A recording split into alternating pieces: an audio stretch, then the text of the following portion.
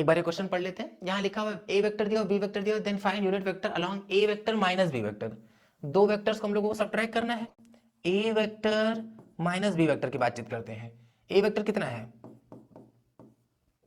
4i cap plus J cap, minus B vector की बात करते हैं 2i कैप प्लस में 4j कैप। अगर 4i में से 2i चला गया तो कितना बचेगा 2i कैप। जे कैप में से अगर हम लोग 4j कैप माइनस कर देंगे तो माइनस में 3j कैप। क्या करना है यूनिट वेक्टर निकालना है। किसी भी कोई अगर वेक्टर है सी वेक्टर, इसका यूनिट वेक्टर चाहिए तो यूनिट वेक्टर के लिए करते क्या है, बोले उस वेक्टर में उसके मैग्नीट्यूड को डिवाइड कर देते हैं। तो उस वेक्टर में उसके मैग्नीट्यूड को हम लोग क्या कर देंगे डिवाइड कर देंगे। तो कभी भी किसी का यूनिट वेक्टर चाहिए तो उसके वेक्टर में उसके मैग्नीट्यूड का डिवाइड। अब हम लोग के पास वेक्टर तो है ही, इसका मैग्नीट्यूड निकाल लेते हैं।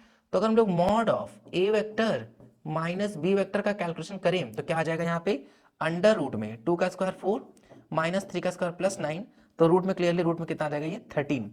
तो क्या आ रहा है, तो अगर हम लोग इसका डायरेक्शन देखना चाह रहे हैं तो A vector minus B vector में A vector minus B vector के मैग्नीट्यूड का डिवाइड कर देंगे तो जवाब आ जाएगा कितना 2i cap minus 3j cap divided by root over 13 आ जाएगा।